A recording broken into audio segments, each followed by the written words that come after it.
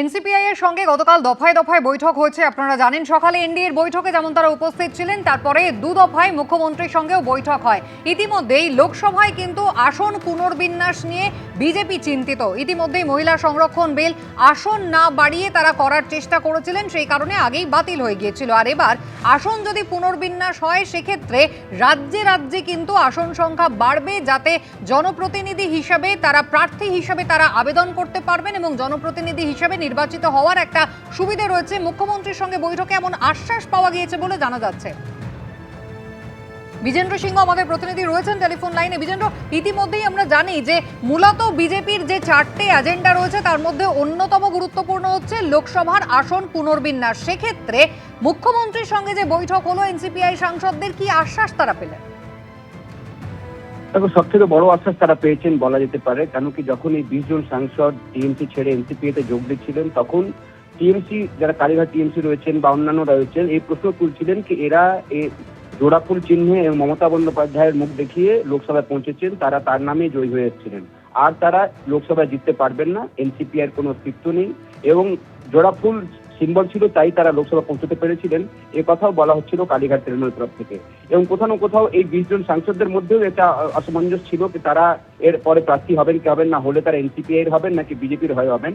সেটা বলা যেতে পারে সব থেকে বড় আশ্বাস তারা গতকাল মুখ্যমন্ত্রী থেকে পেয়েছেন। যারা এই 20 জন লোকসভা সাংসদ এই মুহূর্তে রয়েছেন এনসিপিআইতে, যারা মার্জারের জন্য সিদ্ধান্ত নিয়েছেন, তাদেরকে মুখ্যমন্ত্রী জানিয়েছেন যে আগামী যে উইন্টার সেশন আসছে সেটাতে ডিলিমিটেশন বিল পাস হবে। এবং ডিলিমিটেশন বিলে কি রয়েছে, যেটা মৌখিকভাবে লোকসভায় স্বরাষ্ট্রমন্ত্রী আশ্বাস দিয়েছিলেন যে প্রত্যেকটা রাজ্যে 20% সিট বাড়বে, অর্থাৎ ইউপিতে যেখানে 80 রয়েছে সেখানে 120 হয়ে যাবে, ওয়েস্ট বেঙ্গলে যেখানে 42 রয়েছে সেটা 63 হয়ে যাবে, অর্থাৎ 21টা নতুন সিট বাড়বে পশ্চিমবঙ্গের ক্ষেত্রে। এবং মুখ্যমন্ত্রী গতকাল আশ্বাস দিয়েছেন এই লোকসভার যারা টিএমসি ত্যাগ করে এনসিপিআই পেয়েছে তাদেরকে যে আপনাদের সমস্যা হবে না, পশ্চিমবঙ্গের সিট 42টা বেশি 63 হচ্ছে এবং সেক্ষেত্রে আপনাদের খুব একটা সমস্যা হবে না, এ কথা মুখ্যমন্ত্রী তাদেরকে বলেছেন। এটাতে একটা ইঙ্গিত রয়েছে যে তারা 2029-এ যখন লোকসভা ইলেকশন আসবে তখন এনসিপিআই হয়তো এনডিএ পার্টনার হিসাবে পশ্চিমবঙ্গে ইলেকশন লড়বে এবং সেখানে অনেকেই যারা এখন মনে করছেন যে তারা প্রার্থী কিভাবে হবেন এবং আবার লোকসভায় তারা আসবেন কিনা, মুখ্যমন্ত্রী আশ্বাস পাওয়ার পর তারা সন্তুষ্ট যে তারা হয়তো এনসিপিআই এনডিএ পার্টনার হিসাবে তারা টিকিট পাবেন এবং সেই সিটগুলো ছেড়ে দেবে বিজেপি তাদের জন্য, বা এরকমও হতে পারে তারা বিজেপিতে যোগ দেবেন এবং বিজেপি তাদেরকে নিজের সিম্বলে প্রার্থী করবে।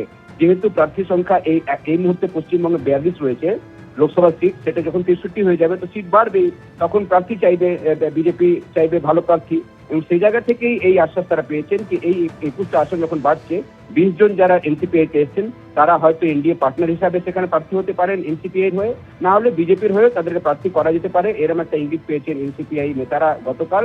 এবং সুদীপ বন্দ্যোপাধ্যায় মিটিং এর পর জানিয়েছিলেন গতকাল আমাদেরকে যে খুব ফ্রুটফুল মিটিং হয়েছে, পশ্চিমবঙ্গে ডিলিমিটেশন হতে চলেছে, আগামী উইন্টার সেশনে বিল আসবে এবং সেখানে পশ্চিমবঙ্গের সিটের সংখ্যা বেড়ে হবে 42 থেকে 63, সেক্ষেত্রে তাদের খুব একটা সমস্যা হবে না।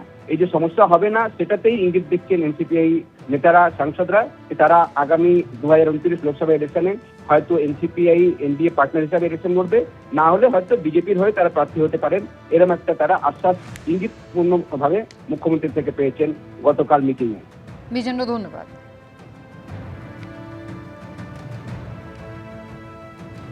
এদিকে এনসিপিআইতে ভাঙন জল্পনার মধ্যেই গতকাল দু দফায় এনসিপিআই সাংসদরা বৈঠক করলেন মুখ্যমন্ত্রী শুভেন্দু অধিকারীর সঙ্গে, যেখানে বেসুরো এনসিপিআই এর 3 জন সাংসদ তারাও উপস্থিত ছিলেন, অর্থাৎ মোট 19 জন সাংসদকে নিয়ে বৈঠক করেন মুখ্যমন্ত্রী। গতকাল দুপুরে মধ্যাহ্নভোজের ফাঁকে প্রথম দফার এই বৈঠকে ছিলেন বিজেপিতে যোগ দেওয়া তৃণমূলের 3 জন প্রাক্তনীয়। রাতে বঙ্গভবনের 404 নম্বর ঘরে ফের কয়েকজন এনসিপিআই সাংসদের সঙ্গে বৈঠক করেন মুখ্যমন্ত্রী। কাকলি ঘোষ দস্তিদার, সুদীপ বন্দ্যোপাধ্যায়, মালা রায়, ইউসুফ পাঠানদের সঙ্গে আলাদা আলাদা বৈঠক। এনসিপিআই এ ভাঙন জল্পনার আবহেই পাল্টা রণকৌশল শুভেন্দু অধিকারীর। নিজেদের লোকসভা এলাকায় কি ধরনের সমস্যা রয়েছে সেই নিয়ে মুখ্যমন্ত্রীকে জানিয়েছেন তারা, এমনটাই দাবি বৈঠকে যোগদানকারী সাংসদদের। এরপর নবান্নে মুখ্যমন্ত্রীর সঙ্গে ফের একবার এনসিপিআই সাংসদরা বৈঠক করবেন জানিয়েছেন শতাব্দী রায়।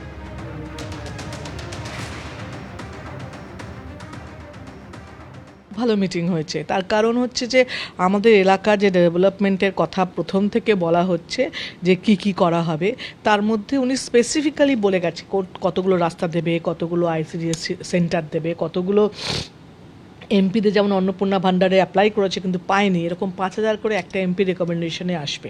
কিছু রাস্তা রিপেয়ার, কিছু রাস্তা নতুন, কিছু ব্রিজ যেগুলো আমাদের খুব দরকার, খুব ডিম্যান্ড, সেগুলো আমরা বলে দিয়েছি, মানে এগুলো দেওয়া হবে। সুতরাং আমরা এখন সেগুলো প্রিপেয়ার করে যদি দিই তাহলে আমাদের সেটা হয়ে যাবে, এবং সেই জন্য আমাদের মিটিংটা খুব ভালো হয়েছে। এবং আমরা আগামী দিন এবং নেক্সট মানে আমাদের সেশন শেষের পর আমরা সিএমের ওখানে নবান্ন গিয়ে আবার বসবো। তখন আমরা আজকে তো জানলাম কী কী দেবে, প্রপোজালগুলো আমরা ওখানে গিয়ে লিখিত দিয়ে দেবো। মুখ্যমন্ত্রীর সঙ্গে গতকাল এনসিপিআই সাংসদদের দুদফায় বৈঠক হলো এবং আসন্ন লোকসভার আসন পুনর্বিন্যাস যে বিল শীতকালীন অধিবেশনে আসতে চলেছে বলে মুখ্যমন্ত্রী তাদের জানিয়েছেন, এমনটাই জানা যাচ্ছে। এবং তা যদি হয় সেক্ষেত্রে পশ্চিমবঙ্গের আসন সংখ্যা লোকসভায় 42 থেকে বেড়ে হতে চলেছে 63, আরও 21টি আসন বাড়তে চলেছে। অর্থাৎ এনসিপিআই সাংসদরা তারা কিন্তু প্রয়োজনে এই এনডিএর শরিক হয়ে তারা ভোটে লড়তে পারবেন, সেই সুযোগ কিন্তু তাদের হাতে থাকছে। গতকাল বৈঠকের পর সুদীপ বন্দ্যোপাধ্যায় কি বললেন দেখুন। কথা প্রসঙ্গে এটাও জানলাম যে পশ্চিমবাংলায় লোকসভার আসন ডিলিমিটেশনের প্রসেসে 42টা থেকে বেড়ে 63 হয়ে যেতে পারে। এটা একটা প্রস্তাব ইতিমধ্যেই আরও কোথাও কোথাও বেরিয়েছে, কোন রাজ্যে কত কত হবে। তা এ সম্পর্কে একটা ধারণা সাংসদদের মধ্যে তৈরি হলো। সব দিক থেকে অত্যন্ত ফ্রুটফুল এবং অত্যন্ত পজিটিভ মিটিং যাকে বলে, সেই মিটিং এখানে হয়েছে।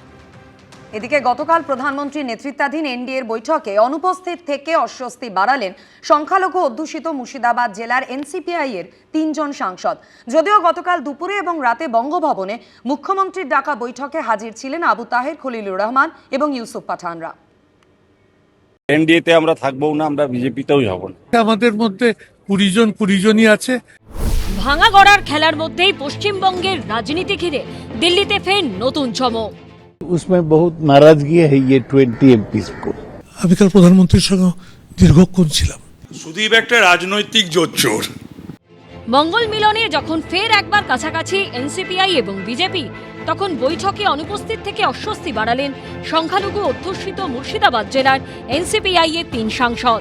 মুর্শিদাবাদের সাংসদ আবু তাহির খান, জঙ্গিপুরের সাংসদ খলিলুর রহমান ও বহরমপুরের সাংসদ ইউসুফ পাঠান। এনডিএতে আমরা থাকবো না, আমরা বিজেপিতেও যাব না।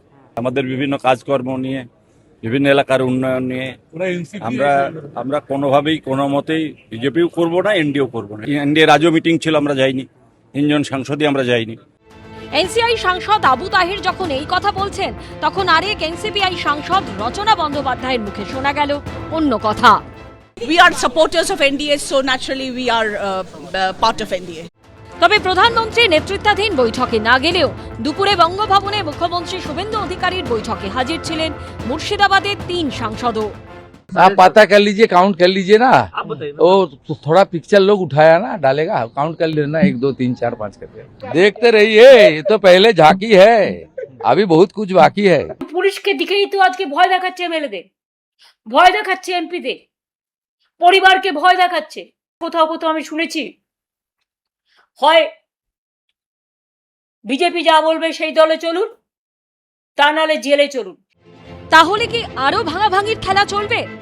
পুলিশটা সরিয়ে নিন না। 17 জন এমপি আর এনসিপিআই নাম করবে না। 24 ঘন্টার নোটিশে ওদের এমএলএদের মধ্যে থেকে 56 জন থেকে 58 জনকে নিয়ে এখানে আমরা মিছিল করব। আমি মনে করি যে যাদের ব্যাপারে কুণাল বলেছে তাদের এক্ষুনি ডিফর্মেশন করা উচিত, মানানি করা উচিত। এরই মধ্যে কটাক্ষ ছুড়ে দিয়েছে কংগ্রেস। আমরা তো আগেই বলেছিলাম যাহা বিজেপি তাই তৃণমূল, সেটাই তো বাস্তবে আমরা দেখতে পাচ্ছি। সব মিলিয়ে তরজা চরমে। বিজেন্দ্র সিংহ, আশাবুল হোসেন ও উজ্জ্বল মুখোপাধ্যায়ের রিপোর্ট, এবিপি আনন্দ। এবিপি আনন্দ, এগিয়ে থাকে, এগিয়ে রাখে।